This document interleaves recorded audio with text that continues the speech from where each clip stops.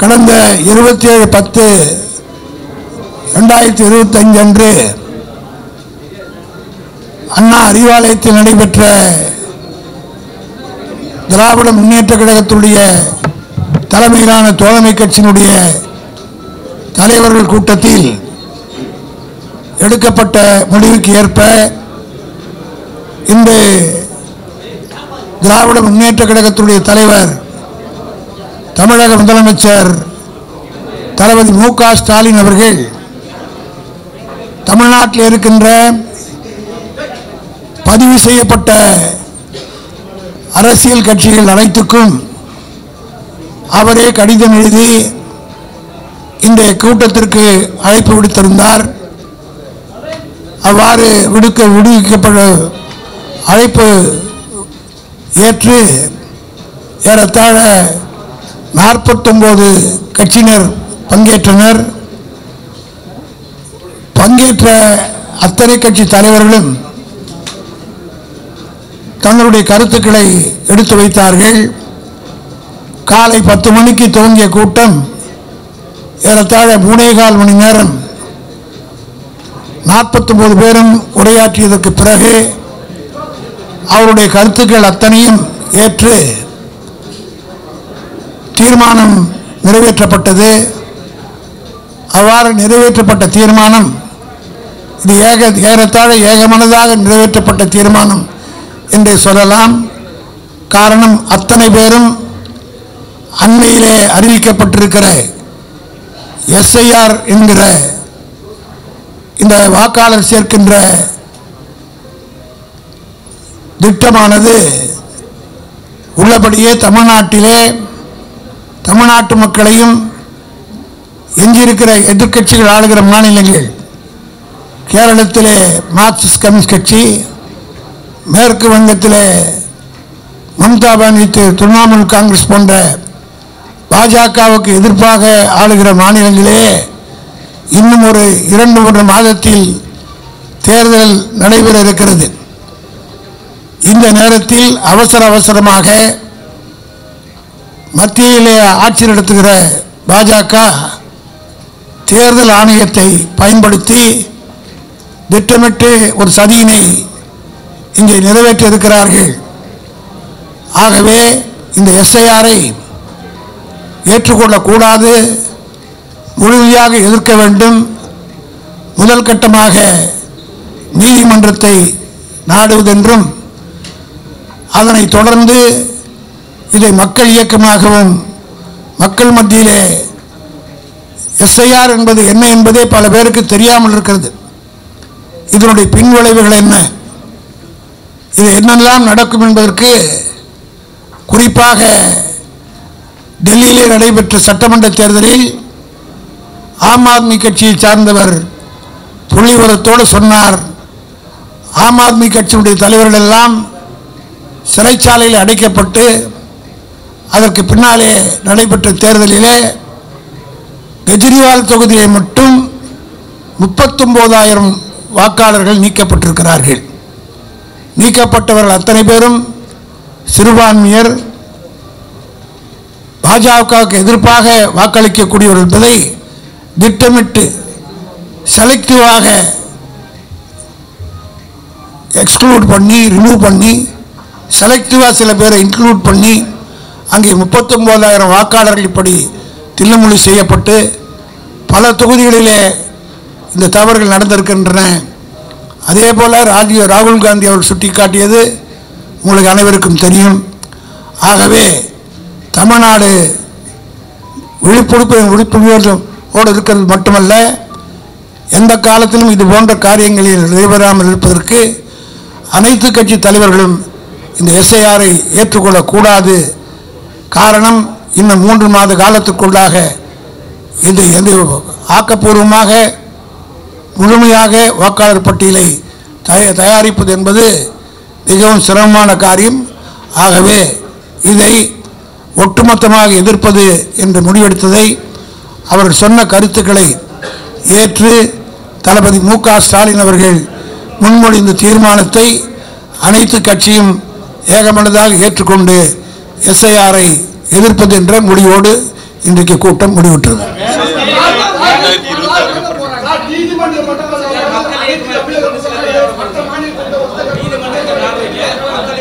இல்லை, ஒருத்தரா கேளுங்க, புரியல. முதலில் விழிப்புணர்ச்சி ஏற்படுத்த வேண்டும். எஸ்ஐஆர் என்றாலே என்ன என்று தெரியவில்லை பாதி பேருக்கு. அது மட்டுமல்ல, இந்த எஸ்ஐஆர் நடத்தப்பட்ட நேரத்திலே நியூ டெல்லி அதாவது டெல்லியில் நடைபெற்ற சட்டமன்ற தேர்தலில், அதே போல் மகாராஷ்டிராவில், பீகாரில் என்னெல்லாம் நடந்தது, இதையெல்லாம் பொதுமக்கள் மத்தியிலுக்கு ஆதாரத்தோடு எடுத்து விளக்கப் போகிறோம். இன்றைக்கு கெஜ்ரிவாலுக்கு ஏற்பட்ட கதி, அதே போல் பீகாரில் அவர்களுக்கு ஏற்பட்டிருக்கிற கதி, இதெல்லாம் தமிழ்நாட்டுக்கு திட்டமிட்டு இந்த எஸ்ஐஆர் என்பது வாக்காளர்களை சேர்ப்பதற்காக அல்ல, குறிப்பிட்ட சில பேரை வாக்காளர் பட்டியலிருந்து நீக்குவதற்கான சதி.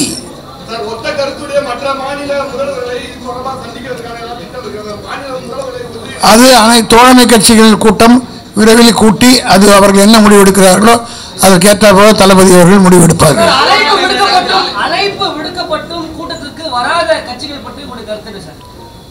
வராதவர்களை பற்றி வந்தவங்களே அதிகமாக இருக்கிற போது வராதவங்களை பற்றி கவலைப்பட்டுங்கன்னா பிரயோஜனம். அதாவது வந்தவர்கள் பெருந்தன்மையோடு வந்திருக்கிறார்கள், வரவேற்கிறோம், ஜனநாயக உணர்வு அவர்களுக்கு இருக்கிறது. மற்றவர்கள் ஏதோ தனிப்பட்ட காரணங்களுக்காக பயந்து கொண்டு வெளிப்படை எம்பான பயந்தாங்கொழிகள் வரவில்லை, வீரர்கள் வந்தார்கள்.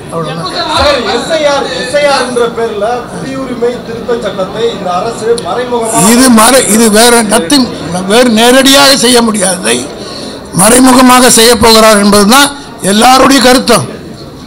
ஏறத்தாழ அங்கே பேசிய அத்தனை கட்சி தலைவர்களும் இது எஸ்ஐஆர் என்பது மட்டுமல்ல, என்ஆர்சியை கொண்டு வருவதற்கு குடியுரிமையை கொஸ்டின் பண்ணுவதற்குரிய ஒரு சதி, திட்டமிட்ட சதி, கான்ஸ்பிரசி என்றே சொன்னார்கள்.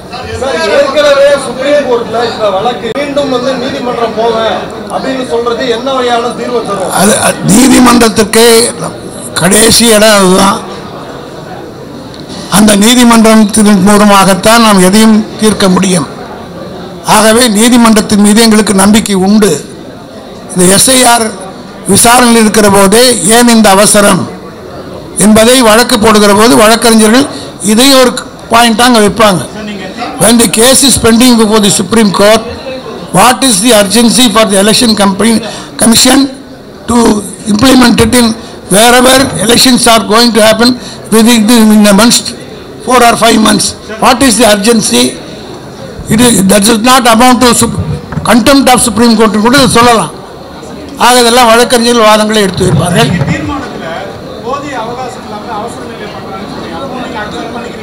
அதான் எஸ்ஐஆர் என்பது வேற, ரிவிஷன் என்பது வேற.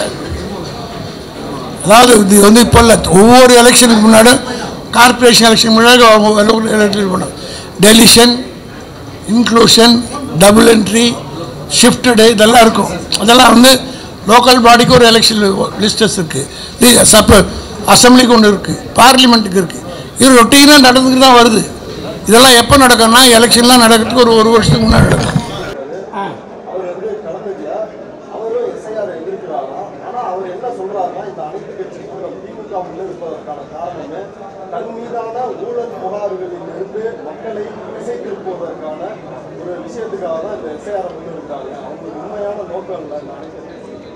இல்லை, இது அவருடைய அரசியல் அறியாமையைத்தான் காட்டுது.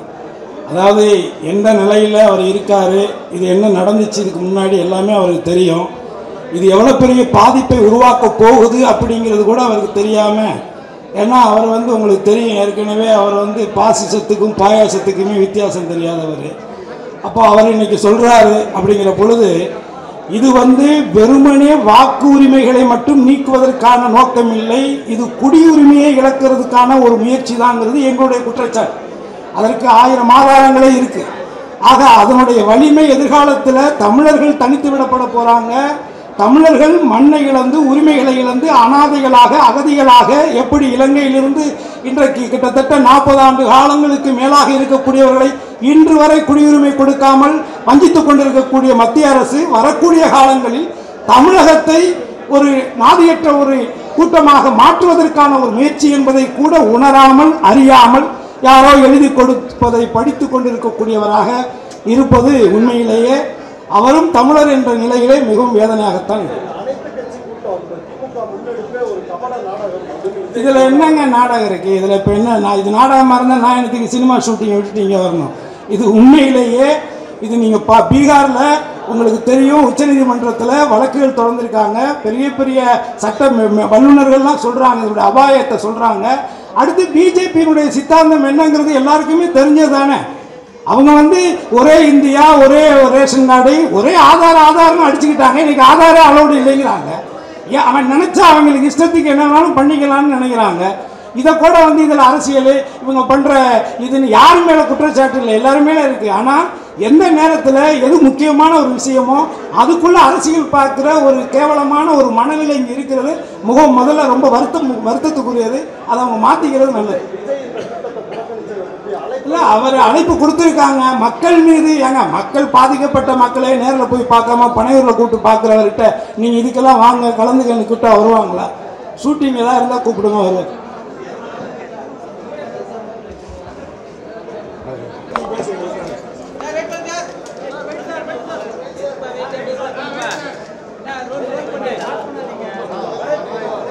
ஆமா, நம்ம கூட்டணி வலுவான கூட்டணி இல்லைங்க.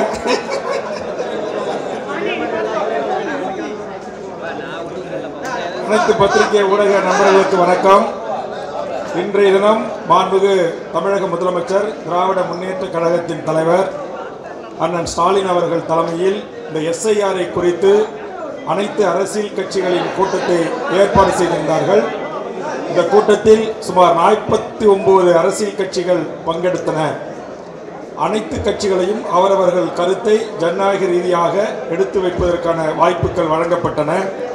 அந்த அடிப்படையில் தமிழக வாழ்வுரிமை கட்சியின் சார்பாக நாங்கள் எங்கள் கட்சியினுடைய நிலைப்பாட்டை எடுத்து வைத்தோம்.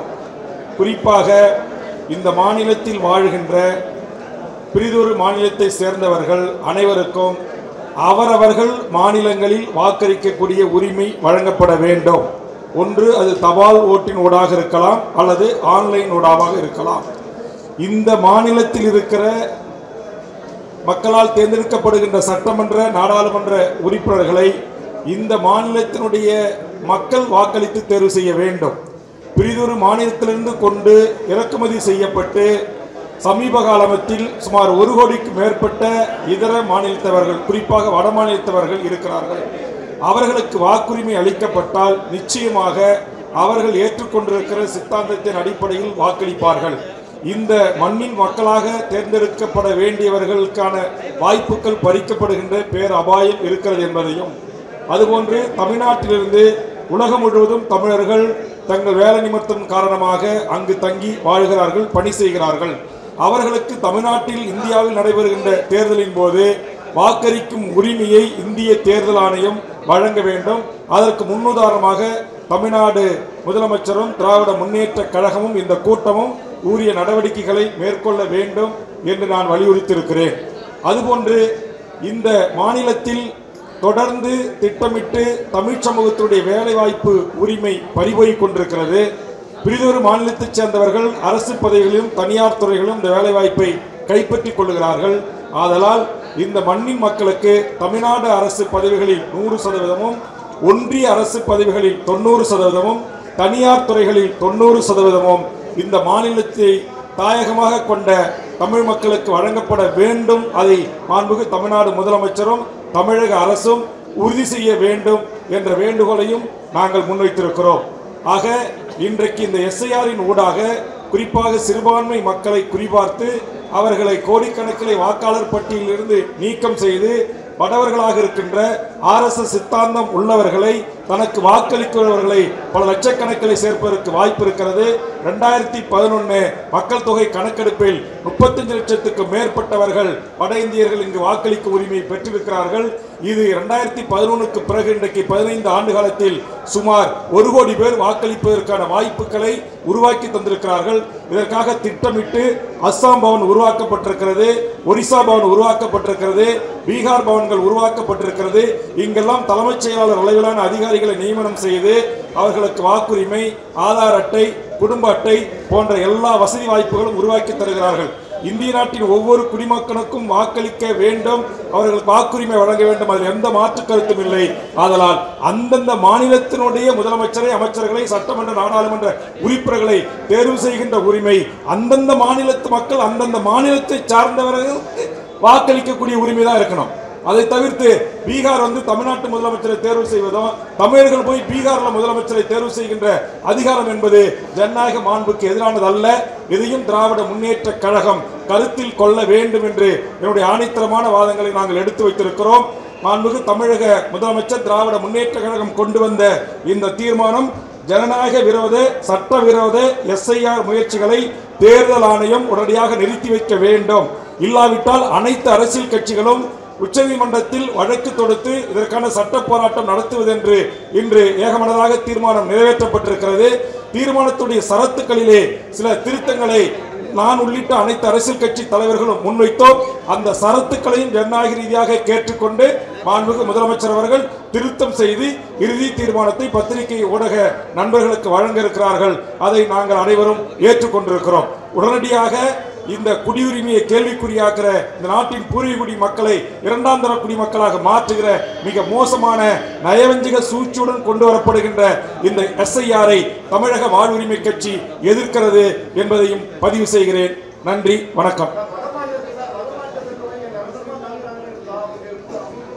இல்ல, அதுக்கு நாங்கள் சொல்லியிருக்கோம். நீங்க எத்தனை ஆண்டுகள் இங்க இருக்கிறாங்க அப்படிங்கிற 1956 மொழிவழி மாநிலங்கள் பிரிக்கப்பட்ட பிறகு அந்தந்த மாநிலத்தை சேர்ந்தவர்கள் இந்த மண்ணில் வாழ்ந்தால் அவர்களுக்கு வாக்குரிமை அளிக்கலாம். தபால் வாக்குகளின் மூலமாக, ஆன்லைன் வாக்கு மூலமாக அவருடைய பூர்வீக தாயகமான மண்ணில் அந்த நாட்டுடைய முதலமைச்சரை, சட்டமன்ற உறுப்பினரை, நாடாளுமன்ற உறுப்பினரை தேர்வு செய்கின்ற அந்த முறைமை வேண்டும். அவர்கள் இங்க வாழ்றாங்க என்பதற்காகவே இந்த நாட்டுடைய சட்டமன்ற நாடாளுமன்ற உறுப்பினர்களை தேர்வு செய்கின்ற உரிமையை அரசு மறுபரிசீலனை பண்ணணும், தேர்தலை மறுபரிசீலனை செய்யணும் ஒரு கருத்தை சொல்லியிருக்கோம். இல்ல, நரேந்திர மோடி அவர்கள் ஆட்சி பொறுப்பு ஏற்ற 2014 பிறகுதான் இந்த மாதிரி சூழ்ச்சி வலைகள் பின்னப்படுகிறது.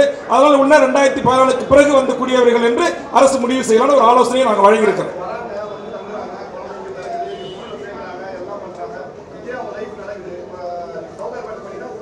இருக்கட்டும், ஒன்றும் பிரச்சனை இல்லை, பரவாயில்ல. அவங்களுடைய தாயக மண்ணை என்ன ஊரா இருக்கும், அந்த ஊர்ல வாக்குறுதி அளிக்கட்டும், தப்பு இல்லையா? இல்லைன்னா தப்பு இருக்கு.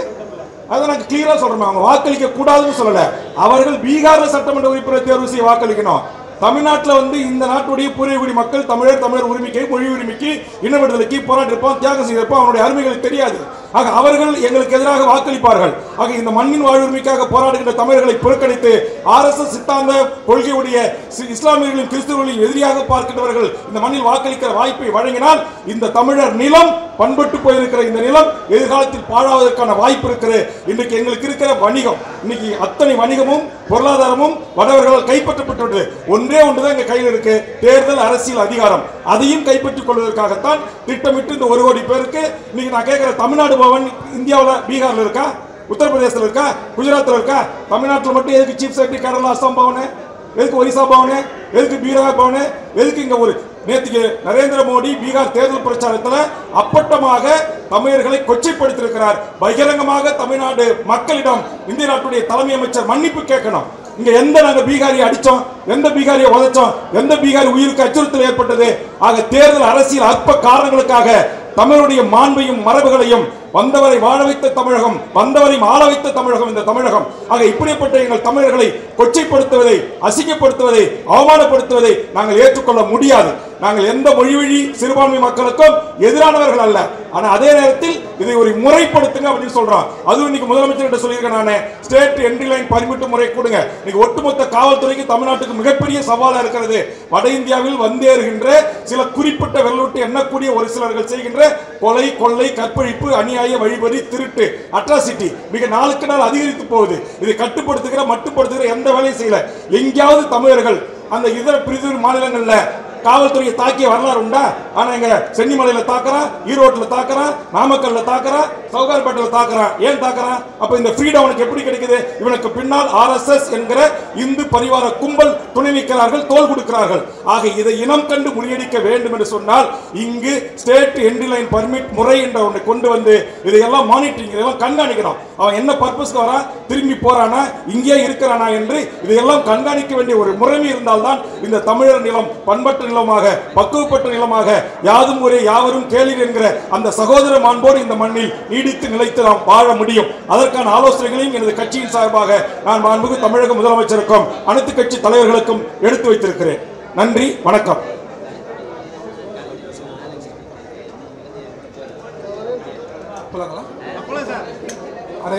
அனைவருக்கும் வணக்கம். இந்திய கம்யூனிஸ்ட் கட்சியின் சார்பில் கட்சியின் மாநில துணைச் செயலாளருடன் ரவி இவர்களோடு நான் கலந்து கொண்டேன். முதல்வர் முன்மொழிந்த வரைவு தீர்மானத்தை இந்திய கம்யூனிஸ்ட் கட்சியின் தமிழ்நாடு மாநில குழு வரவேற்கிறது. SIR என்பது நாடாளுமன்ற ஜனநாயகத்தின் மீது தொடுக்கப்படுகிற தாக்குதல் என்று கம்யூனிஸ்ட் கட்சி மிக உறுதியாக கருதுகிறது. பீகார் அதற்கு ஒரு உதாரணம். உலகத்தில் வேற எந்த நாட்டிலும் நிலவாத நாடாளுமன்ற ஜனநாயகம் நம்முடைய நாட்டில் இருக்கிறது. அரசியல் இன்னைக்கு SIR சம்பந்தமாக ஒரு அனைத்து கட்சி கூட்டத்தில் நம்ம கலந்துருக்கோம். இதில் என்ன உள்ளே வந்தோடனே எனக்கு ஒரு சர்ப்ரைஸ் என்னென்னா வந்து ஆல்ரெடி ஒரு வரைவு தீர்மானம், அந்த தீர்மானத்தில் வந்து பார்த்திங்கன்னா வந்து SIR பற்றி கேஸ் போடணும் சுப்ரீம் கோர்ட்டில். அது கூட்டாக போடலாமா இல்லை தனித்தனியாக போடலாமான்றது தான் வரைவாக எடுத்துகிட்டு வந்திருக்காங்க. ஸோ எங்கள் பாயிண்ட் நாங்கள் என்ன எடுத்துகிட்டு வந்தோம்னா, இது நிறைய விஷயங்கள் நம்ம டிரான்ஸ்பரன்சியாக இருக்க வேண்டியது, விஜிலண்ட்டாக இருக்க வேண்டியது. ஏன்னா நம்ம பீகாரோட எக்ஸ்பீரியன்ஸ் பார்த்துருக்கோம். அங்கே அத்தனை லட்சம் பேர் வந்து நீக்கியிருக்கிறாங்க. நம்ம எவ்வளோ உஷாராக இருக்கணும் அப்படின்ற மென்டாலிட்டியில் உள்ளே வந்தோம். ஆனால் இங்கே டோட்டலாக வேறு ஒரு கான்செப்டில் போயிட்டு இருந்தது. But we had our points. நம்ம முக்கியமாக ஒரு சில பாயிண்ட்ஸ் வச்சோம். ஏன்னா இங்கே மேஜர் இஷ்யூவாக பார்க்கப்படுறது மைக்ரெண்ட் ஒர்க்கர்ஸ் இங்கே வந்து நம்மளோட ரூலை வந்து முடிவு பண்ணுறதுக்கு நியாயமா அப்படின்னு என்னோட பர்சனல் கருத்தும் அதுவாக தான் இருந்துச்சு. ஆனால் எங்கள் டீமோட பேசும்போது என்ன ஒரு ரேசிஸ்டாக பார்த்தாங்களோ என்னமோ தெரியல, எனக்கும் ஒரு சில தாட் ப்ராசஸ் மைண்ட் செட் மாறிச்சு. என்ன நான் அதுக்கு ஒரு சொல்யூஷன் கொண்டு வரலாம் அப்படின்னு யோசிக்கும் போது, எப்படி வந்து இந்திய சுதந்திரத்துக்கு ஒரு சிட்டிசனாக வந்து ஒருத்தர் ஆகணும் அப்படின்னா ஒரு 7 இயர்ஸ் வந்து ஒரு ஃபாரினர் இருக்கணுமோ, அதே மாதிரி வந்து தமிழ்நாட்டில் ஒருத்தர் ரெசிடென்ட்டாக ஆகணும், ஒருத்தர் ஓட்டர் ஐடி வாங்கணும் அப்படின்னா இங்கே ரேஷன் கார்டு வாங்கி ஒரு 7 வருஷம் கழித்து அவருக்கு ஓட்டர் ஐடி கொடுத்தா அவருக்கு இங்கே இருக்கிற அரசியல் புரியுறதுக்கான வாய்ப்பு இருக்குது அப்படின்ற கருத்தை அங்கே முன்னெடுத்தோம். அதுவும் இல்லாமல் இன்னொரு கருத்து ஒன்று ஜென்ரலாக இந்த ஓட்டர் சிஸ்டமில் கொண்டு வரணும் அப்படின்னு பார்க்குறோம். அது வந்து நரேஷ் அவர் சொல்லுவார். ஸோ ஜல்லிக்கட்டு புரட்சியில் உதயமான தமிழ்நாடு இளைஞர் கட்சி சார்பாக இந்த அனைத்து கட்சி தலைவர்கள் கூட்டத்தில் கலந்து கொண்டதில் நன்றி. ஸோ இங்கே திமுக தலைமையில் இந்த வரைவு தீர்மானத்தில் கொண்டு வந்திருந்த அனைத்து கருத்துக்களையும் எங்களால் ஏற்க முடியாது. ஸோ அதில் மாற்று கருத்துக்களும் இருக்குது, நிபந்தனைகளையும் சில கோரிக்கைகளையும் நம்ம முதலமைச்சர் முன்னாடி வச்சுருக்கோம். ஸோ அந்த விஷயங்களை பரிசீலனை எடுத்துக்குவார் அப்படின்னு நம்புகிறோம். ஸோ அதற்காக நன்றி. மற்றும் இந்த வாக்காளர் திருத்த இந்த செயல்பாடுகளை வந்து நம்ம எப்படி பார்க்குறோம் அப்படின்னா, முக்கியமாக இதில் டெலிஷனை மட்டும் நம்ம வந்து ஹைலைட் பண்ணி ரொம்ப பார்க்குறோம். பீகாரில் 65 லட்சம் வாக்குகள் மொத்தமாக நீக்கப்பட்டது அப்படின்றத வந்து நம்மளால் ஏற்றுக்கவே முடியாது. ஸோ இது அரசியல் அமைப்பு மீதும் நம்மளுடைய ஜனநாயகத்தின் மீதும் மக்களுக்கான வெறுப்பை அதிகரிக்கும் அப்படின்றத தான் நம்ம பார்க்கணும். முக்கியமாக இன்றைக்கும் நம்ம ஒரு தேர்தலையும் 25% 30% வாக்காளர்கள் வாக்கே செலுத்தாத ஒரு நிலையும் இருக்குது. அது எந்த மாதிரியான மனநிலை அப்படின்னா, ஜனநாயகத்தின் மீதான அதிருப்தி, கட்சிகள் மீதான அதிருப்தி. ஸோ இதையெல்லாம் தவிர்க்கும் விதமாக வெளிப்படைத்தன்மையோட இந்த வாக்காளர் வரைவு திட்டமானது நடக்கணும் அப்படின்றதும் சொல்கிறோம். அண்ட் தென் பயோமெட்ரிக் அப்படின்ற ஒரு விஷயத்தை இங்கே கொண்டு வரணும் அப்படின்றோம். ஏன்னா இங்கே ஓட்டர்ஸ் லிஸ்டோட ஆதார் கார்டை சேர்க்காதது அப்படின்றதே வந்து நாங்கள் எதுவுமே சந்தேகப்படுறோம் அப்படின்னா, பாஜக ஆதார் கார்டை கொண்டு வந்தோம் அப்படின்னா பயோமெட்ரிக் மூலமாக யார் யார் ஓட்டு போடுறாங்க, எங்கே போடுறாங்க, கள்ள ஓட்டு விழுதான்றதை கண்டுபிடிச்சிருவோம் அப்படின்றதுனாலேயே அதை தடுக்காங்களா அப்படின்ற ஒரு விஷயமும் இருக்குது. அடிஷ்னலாக நாங்கள் பயோமெட்ரிக் கேட்குறோம். ஸோ பயோமெட்ரிக் ஹேக் ஆகிடும், இப்படியெல்லாம் பண்ணுவாங்க, ஈஸி மிஷின்லேயே இன்னும் நம்மளுக்கு சர்ச்சை இருக்குது அப்படின்ற மாதிரி நிறைய கருத்துக்கள் வந்தாலும் பயோமெட்ரிக்கும் ஒரு அடிஷ்னலாக சேர்த்திங்க அப்படின்னா அந்த டேட்டாவை நம்ம எடுக்கணும். முக்கியமாக நம்ம இந்தியா முழுக்க டேட்டாஸ் எடுக்க தவறுறோம். மைக்ரெண்ட் ஒர்க்கர்ஸாக இருக்கட்டும், அவங்க எந்த தன்மையில் இங்கே இருக்காங்க, எத்தனை வருஷமாக இருக்காங்கன்ற டேட்டாஸ் நம்மக்கிட்ட கிடையாது. அந்த டேட்டாஸை பூர்ணமாக கலெக்ட் பண்ணி அனைத்து மக்களுக்கும் ஜனநாயகத்தின் மீதும் தேர்தல் முறையின் மீதும் தேர்தல் ஆணையத்தின் மீதும் நம்பிக்கை வரும் வகையில் இந்த வரைவு திட்டம் செயல்படுத்த வேண்டும் அப்படின்றது தமிழ்நாடு இளைஞர் கட்சியின் சார்பாக கோரிக்கையாக வைக்கிறோம். நன்றி. இன்னொரு பாயிண்ட், ஒரு சின்ன பாயிண்ட் ஆட் பண்ணுறோம். இதெல்லாம் ஞாபகம் இருக்குன்னு நினைக்கிறேன். ரிமைண்ட் பண்ணுறேன். 2004 SIR பண்ணிக்கும் போது நம்ம தமிழ்நாட்டில் 4.66 crores ஓட்டர்ஸ் இருந்தாங்க. 2009 கிட்டத்தட்ட 53 lakh ஓட்டர்ஸ் செலக்ட் பண்ணப்பட்டிருக்காங்க. இது ஏன் எப்படி நடந்தது அப்படின்றது உங்கள் கற்பனைக்கு விட்டுறேன்.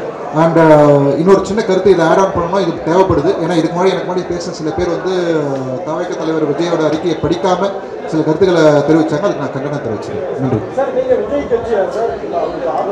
ஆதரவு. ஆமாம் ஆமாம்.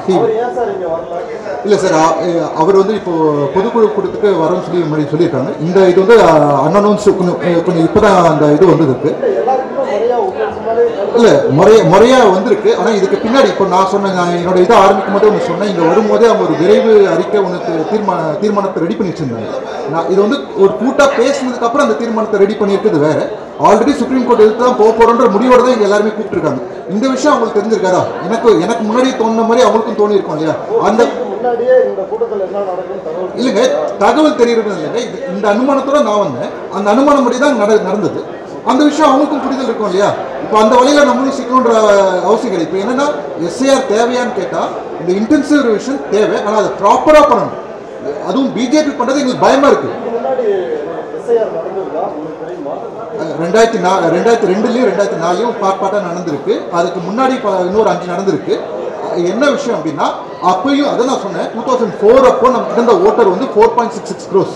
ஆனால் 2009 இருக்க ஓட்டர் வந்து ஒரு 53 லட்சம் ஓட்டர்ஸ் டெலீட் பண்ணியிருக்காங்க. ஸோ இது எப்போ ஏற்றிருக்காங்க, எக்ஸஸாக எப்போ ஏற்றுறாங்க, எப்போ டெலீட் பண்ணாங்கிற ஃபேக்டர்ஸ் இருக்குது. அதுதான் அவங்களோட இதில் விடுறேன்னு சொல்லிடுவாங்க. எங்களோட மேஜர் 2 ப்ராப்ளம் இருக்குது. இங்கே பூத்துக்கு கள்ள ஓட்டு நடக்குது அப்படின்றது மோஸ்ட்லி எல்லாரோட ஒரு டவுட்டாகவும் இருக்குது. மத்தியானம் இல்லை எல்லாரும் டவுட்டாக இருக்குது. நான் அந்த அலிகேஷன் வைக்கிறேன், இப்போ பப்ளிக்கில் தான் வைக்கிறேன், எனக்கு நல்லா தெரியும். இல்லை இது பூத் ஏஜென்ட்ஸ் வந்து மதியானம் 2 மணிக்கு மேலே ஒரு சில பேர் ஃபாரினில் செட்டில் இருக்காங்க, இவங்கெல்லாம் கம்பல்சரியாக வரமாட்டாங்கன்னு தெரிஞ்சு சில கள்ள ஓட்டு ஒரு சில இடத்துல போடுறதா இப்பயும் டவுட்ஸ் இருக்குது. இப்போ ஒருவேளை அந்த மாதிரி ஓட்ஸை ரிமூவ் பண்ணிவிடுவாங்கன்ற பயத்தில் இப்போ என்னோட ப்ராப்ளம் என்னென்னா இங்கே ஸ்பெஷல் இன்டென்சிவ் ரிவிஷன் டிரான்ஸ்பரண்ட்டாக நடக்கணும், விஜிலண்ட்டாக நடக்கணும், எல்லா பார்ட்டிஸுமே சேர்ந்து. ஆனால் இப்போ நடக்க முடியுமான்னு கேட்டால் டைம் கிடையாது. ஏன்னா 1 மந்த்தில் மழை காலம் நிறைய பிரச்சனைகள் இருக்குது. அதுக்கான அந்த விஷயத்தை நான் அண்டர்ஸ்டாண்ட் பண்ணிக்கிறேன். ஆல் ஓவர் இந்தியா வந்து அட் அ டைமில் நடத்தும் போது வேற எங்கேயும் ஓட்டர்ஸ் ரிப்பீட் ஆகாமல் இருக்குது. இந்த மாதிரி விஷயம் சேர்த்து மானிட்டர் பண்ணணும். ஏன் ஆதார் லிங்க் பண்ணணும் நாங்கள் சொல்லியிருந்தோம், பயோமெட்ரிக்ஸ் விஷயத்தை நாங்கள் சொல்லியிருந்தோம். அண்ட் இன்ஃபேக்ட் வந்து மைக்ரெண்ட் ஒர்க்கர்ஸ்க்கான ப்ராப்ளத்தையும் நாங்கள் அட்ரஸ் பண்ணணும். மைக்ரெண்ட் ஒர்க்கர்ஸ் வந்து இங்கே ஓட்டு போடலாமா வேணாமான்ற முடிவுக்கு ஒரு சொல்யூஷனாக ஒரு விஷயத்தை எடுத்து வச்சுன்னா 7 வருஷம் இங்கே இருந்திருந்தாங்கன்னா ரேஷன் கார்டு வாங்கி ஒரு ரேஷன் இருந்தால் இங்கே அரசியல் கொடுத்துக்கான வாய்ப்பு இருக்குன்னு சொல்லியிருந்தோம். இது எங்களோட கருத்து, தமிழ்நாடு இளைஞர் கட்சியோட கருத்து. தாவேக்கோட கருத்து அவங்க அறிக்கையில் கொடுத்துருக்காங்க, அதை நீங்கள் பார்த்துருக்கீங்க. பட் ஆனால் எனக்கு முன்னாடி பேசினவங்க சில பேர் தாவேக்கோட வந்து அவமதியாரியாக பேசுனதுனால அந்த விஷயத்தை நான் வந்து இங்கே அதை கண்டனம் தெரிவிக்க வேண்டியதாக வேறு. டெலீட் பண்ண டாக்குமெண்ட்ஸ் வந்து ஈஸியாக டிரான்ஸ்பரண்ட்டாக வெளியே பகிரங்கமாக பப்ளிக் வந்து ஓப்பனாக வைக்கணும்னு எதிர்பார்க்குறோம். ஏன்னா டெலீட் பண்ணவங்கள திரும்ப சேர்க்கணும் அப்படின்னா அவங்களுக்கும் அந்த வழிமுறையை வந்து பண்ணி கொடுக்கணும்னு பார்க்குறோம். நன்றி. சபையில் டாக்டர் அம்பேத்கர் சொன்னது போன்று மிக சிறந்த இந்த நாடாளுமன்ற ஜனநாயகத்தின் உயிர் வாக்குரிமை. ஒரு வாக்கு ஒரு மதிப்பு. எனவே வாக்குரிமையை பறிக்கிற ஒன்றிய அரசு வாக்குரிமையை பறித்த பின் நாடற்றவராக்கி அவர்களை அகதிகளாக்குவது, குறிப்பாக சிறுபான்மை மக்களை குறிவைப்பது என்கிற சதி இதில் அடங்கியிருப்பதாக இந்திய கம்யூனிஸ்ட் கட்சி கருதுகிறது. எனவே எதிர்வர காலங்களில் எஸ்ஐஆரை எதிர்கொள்வதற்கு முதல்வரும் திமுக தலைவருமான மாண்புமிகு மு.க. ஸ்டாலின் அவர்கள் முன்மொழிகிற அரசியல் தீர்மானங்களை, நடவடிக்கைகளை நாங்கள் உறுதியாக ஆதரிப்போம். ஒன்று சட்ட வடிவம், இன்னொன்று மக்கள் வடிவம். இதில் இந்திய கம்யூனிஸ்ட் கட்சி மிக உறுதியாக இருந்து நாடாளுமன்ற ஜனநாயகத்தை காக்கிற அந்த பணியை மேற்கொள்ளும் என்று தெரிவித்துக் கொள்கிறோம்.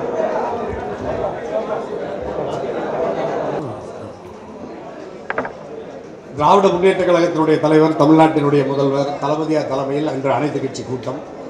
தீவிர வாக்காளர் திருத்த பணிகளை தடுத்து நிறுத்த வேண்டும் என்று இந்த கூட்டத்தில் ஆலோசனை சொல்லப்பட்டது. தமிழ்நாடு இளைஞர் பேரவை தளபதி முதல்வர் தலைமையில் ஏற்படுத்திய இந்த தீர்மானத்தை ஆதரித்திருக்கிறது. குறிப்பாக தமிழ்நாட்டில் இந்தியாவிலேயே ஜனநாயகம், மதசார்பற்ற நிலை, சாதியின் பெயராலோ மதத்தின் பெயராலோ அரசியல் அச்சுறுத்தலின் பெயராலோ ஜனநாயக உரிமையை செலுத்து இந்தியாவில் ஒரு மாநிலம் இருக்கிறது என்றால் அது தமிழ்நாடு மட்டும்தான். அப்படிப்பட்ட தமிழ்நாட்டில் இந்திக்காரர்களை வைத்து, வடநாட்டவர்களை வைத்து ஒரு மதவாத பாஜக இங்கு அதிகாரத்தை கைப்பற்றுவதற்கு தமிழர்களிடத்திலே வாக்குகளை பெற முடியாத நிலையில் இப்பொழுது தமிழ் நிலத்தில் வடவர்களை கொண்டு வந்து, இந்திக்காரர்களை கொண்டு வந்து இங்கு வாக்காளர்களாக பதிவு செய்து சுமார் 1 கோடி பேரை அவர்களுடைய வாக்குகளை பெற்று அதிகாரத்தை கைப்பற்றுவதற்கு மிகப்பெரிய சதியை சூழ்ச்சியை பாஜக மோடி அரசு செய்திருக்கிறது என்பதை உணர்ந்து இந்த சதியிலிருந்து தமிழ்நாட்டை பாதுகாக்க நடைபெறுகிற அனைத்து கட்சி கூட்டம் தான் இந்த கூட்டம். ஆகவே இந்த அனைத்து கட்சி கூட்டத்தில் முதல்வர் தலைமையில் எடுக்கப்பட்ட தீர்மானத்தை தமிழ்நாடு கொள்கை வரவேற்கிறது. இந்த திருத்த சட்டத்தை உடனடியாக நிறுத்தணும். ஏன்னா நீங்கள் இந்த வாக்காளர் திருத்த பணியை வந்து பெரும்பாலான தமிழ்நாட்டில் இன்னைக்கு கலந்துகிட்ட கட்சியெல்லாம் இதை உடனடியாக தடுத்து நிறுத்தணும். இது தேவையில்லைன்னு நம்ம வலியுறுத்தி இருக்கிறோம். ஆகவே இந்த அதை முதலமைச்சர் ஏற்றுக்கொண்டிருக்கிறார். நீதிமன்றத்தை உச்ச நீதிமன்றத்தை நாடி இதை தடுத்து நிறுத்துவோம், மக்கள் மன்றத்திலே நாடி இதை தடுத்து நிறுத்துவோம். இல்லைனாலும் மிகப்பெரிய இந்தியாவில் இலங்கையை போல இலங்கையில் ஈழத்தில் எப்படி மக்கள் குடியேற்ற சிங்கள குடியேற்றத்தினால் தமிழ்நாட்டு மக்கள் தமிழர்கள் பாதிக்கப்பட்டார்களோ அதுபோன்ற நிலை இந்தியாவில் தமிழ்நாட்டில் தமிழர்களுக்கு ஏற்பட்டு தமிழர்களின் வாழ்வுரிமை பறிக்கப்படுகிற அபாயம் இருப்பதை உணர்ந்து தமிழ்நாட்டில் இருக்கிற 8 கோடி தமிழர்கள் என் ஆர்வீர் உறவுகள் இந்த சதியை முறியடிப்பதற்கு இந்த அனைத்து கட்சி கூட்டத்தின் தீர்மானத்தை ஆதரித்து பிஜேபி அல்லது மோடி அரசு கொண்டு வந்த இந்த தீவிர வாக்காளர் திரும்ப சட்டத்தை திரும்ப பெறுவதற்கு மக்கள் ஓரணியில் திரண்டு மாநில அரசியல் கட்சிகள் ஒன்று திரண்டு பாஜகவின் இந்த சூழ்ச்சியை முறியடிக்கணுங்கிறது தான் இந்த அனைத்து கட்சி கூட்டத்தில் தீர்மானம் எடுத்துக்கிறோம். அதை ஆதரிக்கிறோம். நன்றி, வணக்கம். இல்லைதான்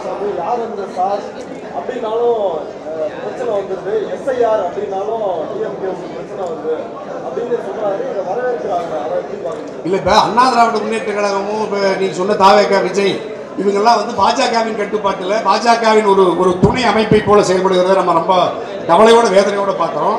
ஒரு திராவிட பேர் இயக்கத்தின் பொதுச் செயலாளராக எடப்பாடி இருக்கிறார். ஆனால் தமிழ்நாட்டில் வந்திருக்கிற இந்த பேராபத்தை பற்றி கவலைப்படாமல் பாஜக கொண்டு வந்த இந்த முடிவை ஆதரிப்பது மிக வேதனைக்குரியது. இதே புரட்சித் தலைவர் அம்மா இருந்திருந்தால் புரட்சித் தலைவர் காலத்திலிருந்து மாநில உரிமையை பாதுகாத்து தமிழ் இனம் மொழி அந்த உரிமைகளை மாநில சுயாட்சி மாநில அதிகாரத்தை பாதுகாத்த ஒரு இயக்கம் இப்பொழுது பாஜகவின் இந்த சதிக்கு இரையாக இருப்பது வருத்தத்துக்குரியது, வேதனைக்குரியது. இதை மாண்புமிகு எதிர்க்கட்சி தலைவர் எடப்பாடியார் இதை திருத்தி எஸ்ஐஆரை எதிர்க்க வேண்டும் என்று தமிழக அரசு கேட்கிறேன். அதே மாதிரி விஜய் இதில் பங்கெடுத்துக்கிறேன்னா விஜய் இப்பொழுது சிபிஐ வழக்கில் விசாரணை நிலையத்துக்குள் இருக்கிறார். ஆகவே இந்த கரூர் சம்பவத்தில் 41 உயிர்கள் பறிபோவதற்கு எந்த தமிழர் வெற்றி கழகம் துணையாக இருந்ததோ அதன் தலைவர் விஜய் துணையாக இருந்தாரோ காரணமாக இருந்தாரோ அவர் மீது வழக்கு பதிவு செய்து அவர் மீது நடவடிக்கை எடுப்பதற்கான சூழல் நெருங்கி வருவதால் மத்திய குற்றப்புலனாய்வு அமைப்பின் விசாரணையில் இருந்து தப்பித்துக் கொள்வதற்கு பாஜக கொண்டு வந்த இந்த தீவிர திருத்த சட்டத்தை அவர் ஆதரிக்கிறார். ஆகவே விஜய் தமிழ்நாட்டின் மக்களின் மீதோ தமிழ்நாட்டு வாக்காளர்கள் மீதோ அக்கறை இல்லாமல் பாஜகவின் ஒரு துணை கருவியாக விஜய் செயல்படுவது இந்த நிகழ்ச்சியில் இந்த கூட்டத்தில் பங்கேற்காப்பது வன்மையாக கண்டிக்கத்தக்கது. தமிழக நிலத்தின் மீதும் தமிழ் மொழியின் மீதும் தமிழ் இனத்தின் மீதும் தமிழர்கள் மீதும் அக்கறை இல்லாத கட்சி தமிழக வெற்றி கழகம் விஜய் என்பதை இன்று நிரூபித்திருக்கிறார்.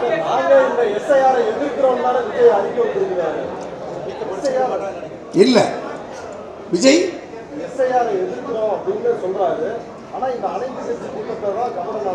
சரி அப்படின்னா ஒரு தலைமையில் ஒரு கூட்டத்தை நடத்தி எஸ்ஐஆர் மோடிக்கு எதிராக அமித்ஷாவுக்கு எதிராக இந்த பாஜகவினுடைய மத்திய தேர்தல் ஆணையத்தினுடைய மாநில தேர்தல் ஆணைய அலுவலகத்துக்கு முன்னாடி தமிழக வெற்றி கழகம் எந்த போராட்டத்தை நடத்தியிருக்கு? எங்க எஸ்ஐஆர் ஆதரிச்சு அறிக்கை கொடுத்துட்டு தலைமறைவா இருந்து ஒரு பயங்கரவாத தீவிரவாத இயக்கத்தை போல தலைமறைவு இயக்கத்தை நடத்தி வருகிற ஒரு விஜய் ஏன் ஜனநாயகத்தில் மக்கள்கிட்ட வாக்கு கேட்டு வரணும்? எதுக்கு அறிக்கை கொடுக்குற நீ எஸ்ஐஆர் நான் ஆதரிக்கிறேன்னா இந்த கூட்டத்தை வர வேண்டியதான கருத்து சொல்ல வேண்டியதானே? ஜனநாயகத்தில் இல்ல எதிர்க்கிறனா நீ இங்க வந்து சொல்லுங்க. இங்க வரல என்ன ஜனநாயகத்தில் எல்லா கட்சியும் இப்ப நான் ஒன்றும் திமுக கூட்டணியில் இல்லை. திமுக கூட்டணியில் இல்லாத தமிழ்நாட்டின் மீது அக்கறை இருக்கிற தனியரசு வந்து சொல்றேன் இந்த கருத்து சொல்றேன் கருத்து ஏற்கப்பட்டிருக்கிறது. தோழமை கட்சியில் திமுகவில் இருக்கிற கட்சிகளை கூட சில திருத்தங்களை கொண்டு வருவதற்கு ஏன்னா இது திராவிட முன்னேற்ற கழகத்தினுடைய வரைவு தீர்மானத்தை முதல்வர் கொண்டு வந்தார். அதில் நாங்கள் பல கட்சிகள் தோழமை கட்சிகள் நாங்கள் வந்து நட்பு கட்சிகள் நாட்டின் மக்கள் மீது அக்கறை இருக்கிற கட்சிகள்லாம் நாங்கள் ஒரு சில திருத்தங்களை கொண்டு வர வேண்டுகோள் வச்சோம். முதலமைச்சர் உடனடியாக ஏற்றுக்கொண்டு திருத்தத்தினுடைய முடிவு தான் எஸ்ஐஆரை உடனடியாக நிறுத்தணும் தடுக்கணும் தடை செய்யணும்னு கேட்டது எங்களுடைய கோரிக்கை ஏற்று தான் முதலமைச்சர் ஏற்றுக்கொண்டிருக்கிறார். ஆகவே இதுவே நீ தாவேக்க வந்து செஞ்சிருக்கலாம். ஆனால் இந்த அணியில் வந்து அல்லது இந்த கூட்டத்தில் வந்து கலந்துக்கிட்டா மோடி அமித்ஷா நம்மை கோவித்துக் கொள்வார்கள். இந்த சிபிஐ விசாரணையில் இவரை குற்றவாளியாக சேர்க்கப்பட கூடும் என்கிற அச்சத்தில் தமிழக வெற்றி கழகம் இதை புறக்கணித்திருக்கிறது. எஸ்ஐஆரை எதிர்க்கிறேன் என்று பொதுவாகவும் ஒரு கருத்தை சொல்லிட்டு விஜய் தப்பித்திருக்கிறார். ஆகவே விஜயனுடைய இந்த நாடகத்தை தமிழ்நாட்டு மக்கள் ஏற்க மாட்டார்கள், நம்ப மாட்டார்கள், கண்டிக்கத்தக்க. எஸ்ஐஆர் குறித்து மாண்புமிகு தமிழக முதல்வர் அவர்கள் அனைத்து கட்சி கூட்டத்திற்கு இன்னைக்கு அழைப்பு விடுத்து மாண்புமிகு அமைச்சர் மக்கள் மற்றும் அனைத்து கட்சி தலைவர்கள் முன்னிலையில் மிகவும் சிறப்பான ஒரு கூட்டத்தை ஏற்பாடு செய்த மாண்புமிகு தமிழக முதல்வர்களுக்கு நன்றி தெரிவிச்சுக்கிறோம். ஏன்னா தமிழ்நாட்டுக்கு மட்டும் இல்லை, இந்தியாவிலேயே மொழியும் சரி, தமிழ்நாட்டுக்கு ஏதாவது பிரச்சனை இது மாதிரி பிரச்சனைகள் வரும்போது முதல்ல இந்தியாவிலே எந்த பிரச்சனை வந்தாலும் முதல் குரல் கொடுக்கக்கூடிய தலைவர் என்ன பார்த்தீங்கன்னா மாண்புமிகு தமிழக முதல்வர் அவர்கள் தான். அதாவது இந்திய நாட்டின் அதாவது கடைக்கோடி தொண்டனோட கடைசி ஆயுதம்னா வாக்குரிமை. இந்த வாக்குரிமையை திருடக்கூடிய ஒரு சட்டத்தை இயக்க மோடி அரசு இது ஜனநாயக நாடா இல்லை சர்வாதிகார நாடா இல்லை இராணுவ ஆட்சி நடக்குதுன்னு நினைக்கிறாங்கன்னா என்னன்னு தெரியல.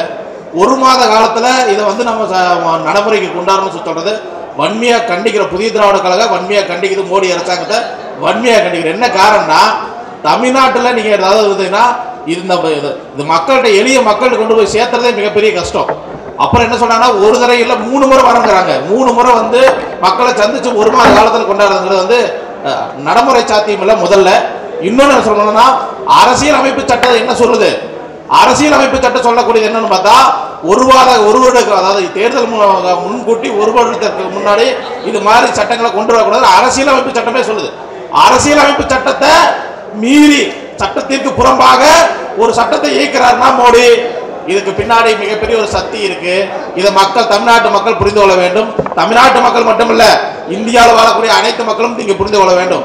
ஓட்டு திருட்டு, அதாவது சொல்ல போனா நீங்க புதுசா சேர்க்கறது கழிக்கிறத நீங்க மனசுல வச்சுக்க வேண்டாம். நீங்க ஒரே ஒரு விஷயத்தை தெரிஞ்சுக்கங்க. இப்ப நான் கொங்கு மண்டலத்தை சார்ந்தவன். நம்ம திருப்பூர் மாவட்டத்திலேயோ இல்ல கோயம்புத்தூர் மாவட்டத்திலேயோ எடுத்துக்கிட்டீங்கன்னா தொகுதிக்கு 50,000 பேர் 60,000 பேரை வெளி மாநிலத்தில் கொண்டாந்து ஓட்டு போட்டு ஜெயிக்கணும். திராவிட முன்னேற்ற கழகம் அங்கே வரக்கூடாது, சமூக நீதி நிலைநாட்டக்கூடாது, அனைத்து மக்களுக்கும் அனைத்தும் கிடைக்கூடாதுங்கிறதுக்காக இது திட்டமிட்டு பாஜக செய்யக்கூடிய ஒரு தனிப்பட்ட பாஜகவை தமிழ்நாட்டில் காலூன்றதுக்கு ஏற்பட சட்டம் தான் எஸ்ஐஆர் சட்டம். இந்த சட்டத்தை புதிய திராவிட கழகம் வன்மையாக கண்டிக்கிறது. கொங்குநாடு மக்கள் அனைவரும் வன்மையாக கண்டிக்கிறோம். இது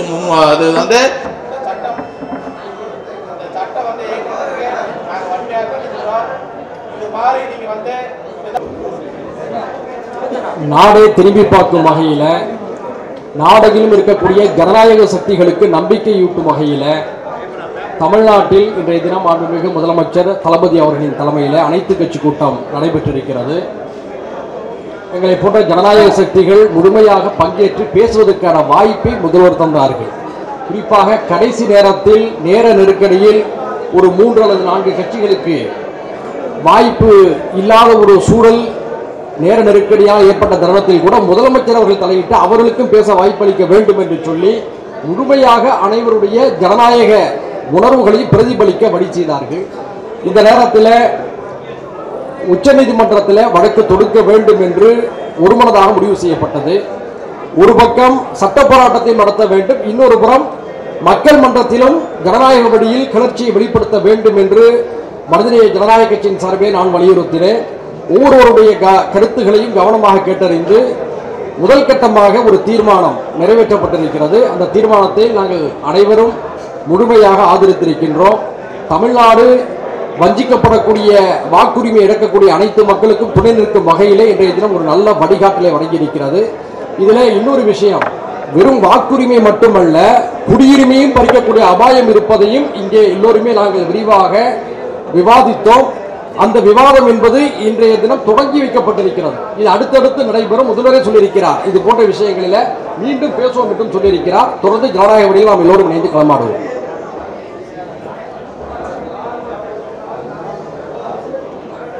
இன்றைக்கு நடந்த அனைத்து கட்சி கூட்டத்திலே பங்கு பெறக்கூடிய முக்குளத்தூர் புலிப்படை சார்பாக மாண்புமிகு தமிழக முதல்வரிடத்திலே நான் வைத்த கோரிக்கை என்பது, பீகாரிலே 65 லட்சம் பேருக்கும் மேற்பட்டவர்களை ஓட்டுரிமை இழந்தவர்களாக அறிவித்த இந்த நிலையில் அதை தமிழகத்திலே வாக்காளர்களாக உருவாக்கக்கூடிய ஒரு முயற்சியைத்தான் பாஜக, RSS போன்ற அமைப்புகள் உறுதியாக அதற்கான வேலைகளை செய்து கொண்டிருக்கிறார்கள். ஆகவே அவர்களுடைய சித்தாந்தத்தை, அவருடைய மத வழிபாடு முறைகளை, மத ரீதியாக மக்களை பிளவுபடுத்தக்கூடிய அந்த சூழ்ச்சியை தவறான ஒரு பாதையிலே, குறிப்பாக தமிழகத்திற்கு எதிராக எந்தெந்த திட்டங்களை எல்லாம் கொண்டு வந்த காலகட்டத்திலே அதை கண்மூடித்தனமாக ஆதரித்த ஒரு இயக்கமாக அன்றைய முதல்வராக இருந்த எடப்பாடி அவர்கள் செயல்பட்டார் என்பது நாடறிந்த உண்மை. அந்த நிலையிலே தான் இதையும் அவர் கண்மூடித்தனமாக ஆதரிக்கக்கூடிய ஒரு அவல நிலை ஏற்பட்டிருக்கிறது. ஆகவே நான் என்னுடைய கருத்தாக மாண்புமிகு தமிழக முதல்வரிடத்திலே இன்னர் பர்மிட் முறை, அதாவது புலம்பெயர்ந்து இங்கே வந்து வேலை செய்யக்கூடிய யார் ஒருவராக இருந்தாலும் அவர்கள் எந்த வேலைக்காக எதற்காக வருகிறார்கள் என்பதை அவர்கள் இங்கு இருந்து வேலை செய்வதற்கான உரிமையை வழங்கக்கூடிய அந்த இன்னர் பர்மிட் முறையை வழங்க வேண்டும். அவர்களுக்கான குடும்ப அட்டைகளையோ வாக்குரிமைகளுக்கான செயலையோ நாம் அனுமதிக்க கூடாது என்கின்ற ஒரு கோரிக்கையை முன்வைத்திருக்கிறோம்.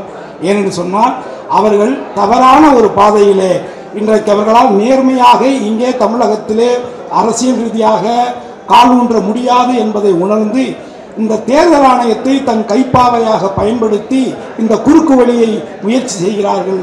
அதை ஒட்டுமொத்தமாக மாண்புமிகு முதல்வர் அவர்களோடு இணைந்து தமிழகத்திலே மக்களுக்கான ஒரு அதிகாரத்தை பெறக்கூடிய, மக்களுக்கான ஒரு நல்ல ஆட்சியை நடத்த நினைக்கக்கூடிய, ஜனநாயகத்தை காப்பாற்ற நினைக்கக்கூடிய அத்தனை கட்சிகளும் இயக்கங்களும் ஒன்றிணைந்து அவருக்கு உறுதுணையாக இருக்க வேண்டும் என்று கேட்டுக்கொண்ட பேரிலே உச்சநீதிமன்றத்திலே தனித்தனியாக அவர்கள் வழக்கு தொடரலாம் என்கின்ற ஆலோசனை வழங்கப்பட்டது. அதன் அடிப்படையில் மாண்புமிகு முதல்வர் அவருடைய கருத்துக்களை கேட்டு நிச்சயமாக முக்குளத்தூர் புலிப்படையின் சார்பாக உச்சநீதிமன்றத்தில் இதை எதிர்த்து நான் வழக்கு தொடருவேன். நன்றி.